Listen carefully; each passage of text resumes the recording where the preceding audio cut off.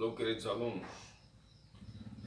dando continuidade ao, à nossa temática dentro do nosso capítulo que trata sobre urbanização e industrialização no Brasil. Terminamos na aula passada dentro de uma análise da urbanização, a capacidade de integração do território brasileiro ao longo do tempo. Só que, como nós estamos tratando de dois temas específicos dentro do capítulo, nós iremos agora abordar mais a questão da construção da indústria no Brasil. Só que para que nós possamos compreender como esse processo se deu, é necessário que nós façamos algumas reflexões sobre de como o Brasil foi criado e que modelo econômico vai influenciar no desenvolvimento industrial do país. É claro que de uma perspectiva geral, nós temos que entender que o Brasil é atrasado com relação às nações europeias e os Estados Unidos da América. Só que esse atraso dentro do processo de industrialização não é meramente por acaso. Na verdade, o Brasil passou quase 3 séculos, se não 3 séculos, com um modelo econômico que não favorecia o desenvolvimento industrial. Logo, você que está me assistindo diz assim: professor, que modelo econômico é esse? Um modelo econômico agroexportador. Como assim, professor? O Brasil produzia apenas produtos agrícolas para exportação. E você se lembra que importar é comprar, exportar é vender. No caso do Brasil, o Brasil só vendia produtos vinculados à agricultura, ou seja, 300 anos em média, isso. Na verdade, quando eu falo sobre essa questão, aí você diz: e de onde veio tudo isso? Ora, lembre-se, o Brasil foi uma colônia. Portanto, não era do interesse da metrópole portuguesa que o Brasil se industrializasse. E esse modelo continuou posterior ao processo de independência, à independência do Brasil, a suposta independência. O fato é que os primeiros surtos industriais com relação ao Brasil só vão ocorrer lá no século XIX. Isso porque os grandes cafeicultores, depois de vários anos se beneficiando com o acúmulo de capitais relacionado à venda de cafés, resolveram diversificar seus investimentos.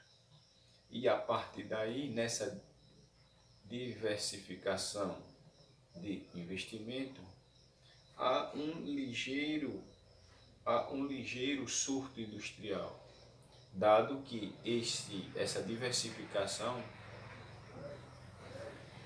é compatível com alguns fatores que não vão favorecê-los na produção do café, feito a abolição da escravatura. Ou seja, perde-se mão de obra, embora tenha se tentado de alguma forma manter isso com o incentivo da entrada de imigrantes europeus e posteriormente asiáticos. A minha pretensão hoje é tratar sobre esses dois tópicos que estão no livro de vocês, a partir da página 181. E você me acompanhe, não me abandone, venha comigo. A crise do café e a indústria, ou seja, o declínio do café faz de alguma forma com que a indústria se desenvolva. Aí você diz, por quê, professor? É óbvio, se o mercado internacional deixa de comprar ou diminui a demanda do café, os barões do café, já tendo a ideia de diversificação de atividade econômica, vão investir na indústria. A contragosto, claro, mas vão investir na indústria. Aí você diz, professor, e o que impulsionou essa crise do café? E eu já devo ter falado em algum momento sobre a crise de 29, também conhecida como a crise da superprodução norte-americana.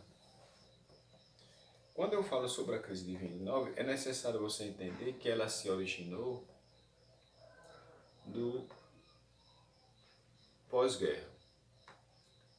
Primeira Guerra Mundial, entre 14 e 18, Europa arrasada, os Estados Unidos era o grande fornecedor de matérias-primas, os Estados Unidos era o grande financiador de recuperação da Europa e começa a financiar os europeus, tanto no dinheiro quanto na questão de produtos necessários.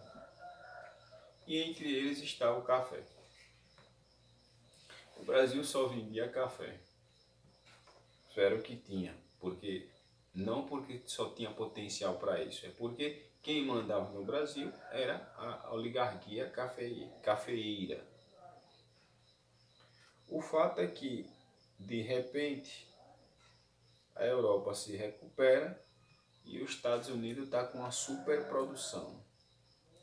Se o principal mercado dos Estados Unidos era a Europa, o que fazer com a superprodução? Os Estados Unidos interrompe a compra de produtos em outras nações e o café vai ser atingido em cheio. E o Brasil entra em crise. Ou seja, a crise de 29 começa nos Estados Unidos e arrasta as outras nações. E o Brasil foi uma delas. Qual a saída para isso? Esse fato foi compatível com o governo de Getúlio Vargas. O que é que Getúlio Vargas propôs para a solução dessa questão? Vargas, você sabe que ele foi o cara que dá início a uma nova fase da política brasileira. É o cara que de alguma forma vai viabilizar esse processo de industrialização no Brasil. Vargas é o cara que vai entender que é necessário que o Estado intervenha, atenção, que o Estado intervenha na economia para que esta se recupere. Intervir como, professor? Nesse caso, o Vargas vai criar estatais. O que é estatal? Empresa do governo, com o objetivo de suprir necessidades básicas da indústria brasileira. Que indústrias são essas? Petroquímica, metalúrgicas, ou seja, companhias criadas como a Petrobras, a Eletrobras, foram criadas justamente por Vargas para tentar suprir essa defasagem histórica que o Brasil tem relacionado à industrialização. É claro que é estratégico as empresas criadas por Vargas. E, consequentemente, vai adotar um sistema conhecido como um sistema de substituição de importações. O que é isso na prática? Na verdade, Vargas adota essa, dentro da sua política substituição de importações, uma forma de que os brasileiros que estão investindo na industrialização do país invista cada vez mais. Porque quando Vargas dificulta a entrada de produtos estrangeiros aqui no Brasil, vai forçar a indústria se desenvolver. Professor, surtiu efeito, talvez não esperado, mas esse foi o início do processo de industrialização na era Vargas, ok? Então, eu acho que eu atendi o meu objetivo da aula de hoje. Fazer um ligeiro histórico sobre o país urbano industrializado e falar sobre esses dois tópicos, que é a crise do café e a indústria. E outro tópico é o Estado e o processo de industrialização, ok? Eu espero que eu tenha sido entendido na aula de hoje e até a próxima aula, ok? Deixe seu like, se inscreva no canal.